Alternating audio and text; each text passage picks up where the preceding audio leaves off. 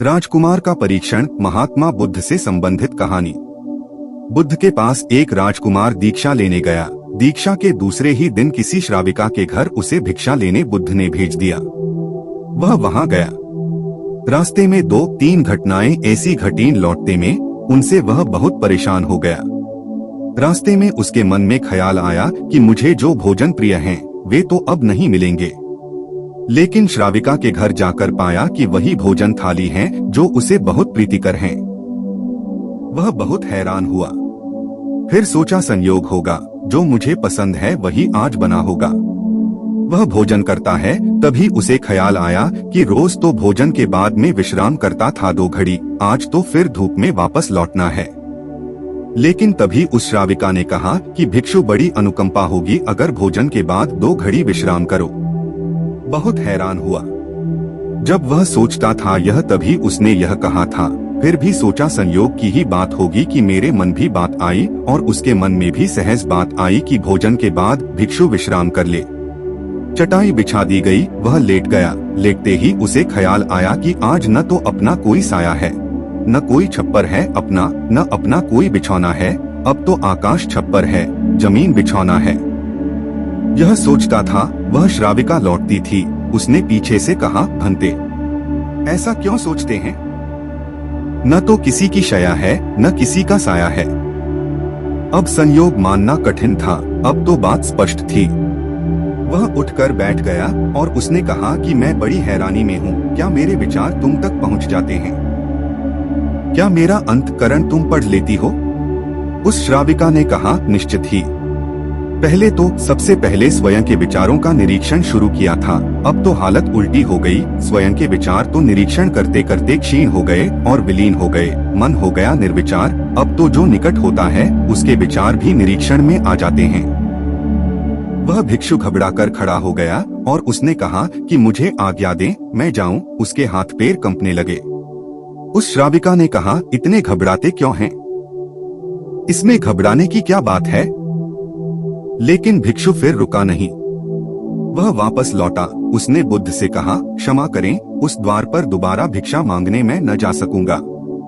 बुद्ध ने कहा, कुछ गलती हुई, वहाँ कोई भूल हुई। उस भिक्षु ने कहा, न तो भूल हुई, न कोई गलती, बहुत आदर सम्मान और जो भोजन मुझे प्रिय था वह मिला। लेकिन वह श्राविका, वह युवती दूसरे के मन के विचारों को पढ़ लेती है। यह तो बड़ी खतरनाक बात है, क्योंकि उस सुंदर युवती को देखकर मेरे मन में तो कामवासना भी उठी, विकार भी उठा था, वह भी पढ़ लिया गया होगा। अब मैं कैसे वहां जाऊं? कैसे उसके सामने खड़ा होऊंगा? मैं नहीं जा सकूंगा, मुझे क्षमा करें। बुद्ध ने कहा, वहीं जाना पड़ेगा। अगर ऐसी क्षमा मांगनी थी तो भिक्षु नहीं होना था, जानकर वहां भेजा है। और जब तक मैं न रोकूंगा तब तक वहीं जाना पड़ेगा। महीने 2 महीने, वर्ष 2 वर्ष, निरंतर यही तुम्हारी साधना होगी। लेकिन होशपूर्वक जाना, भीतर जागे हुए जाना और देखते हुए जाना कि कौन से विचार उठते हैं, कौन सी वासनाएं उठती हैं। और कुछ भी मत करना, विचारों से लड़ना मत, जागे हुए जाना, देखते हुए जाना भीतर की क्या उठ रहा है, क्या नहीं उठ रहा। वह दूसरे दिन भी वहीं गया।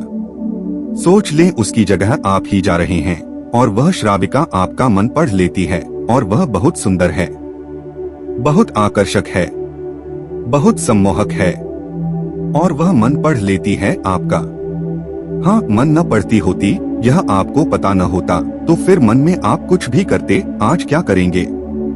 आज आप ही जा रहे हैं, उसकी जगह भिक्षा मांगने, रास्ते पर आप हैं। वह भिक्षु बहुत खतरे में है, अपने मन को देख रहा है, जागा हुआ है। आज पहली दफा जिंदगी में वह जागा हुआ चल रहा है सड़क पर। जैसे जैसे उस श्राविका का घर करीब आने लगा, उसका होश बढ़ने लगा। भीतर जैसे एक दिया जलने लगा और चीजें साफ दिखाई पड़ने लगी और विचार घूमते हुए मालूम होने लगे। जैसे उसकी सीढ़ियां चढ़ा, एक सन्नाटा छा गया। भीतर होश परिपूर्ण जग गया। अपना पैर भी उठाता है तो उसे मालूम पड़ रहा है, श्वास भी आती जाती है तो उसके बोध में है। जरा सा भी कंपन विचार का भीतर होता है, लहर उठती है कोई वासना की, वह उसको दिखाई पड़ रही है। वह घर के भीतर प्रविष्ट हुआ, मन में और भी गहरा शांत हो गया। वह बिल्कुल जागा हुआ है। जैसे किसी घर में दिया जल रहा हो और एक एक चीज कोना कोना प्रकाशित हो रहा हो। वह भोजन को बैठा, उसने भोजन किया, वह उठा, वह वापस लौटा, वह उस दिन नाचता हुआ वापस लौटा। बुद्ध के चरणों में गिर पड़ा और उसने कहा, अद्भुत हुई बात।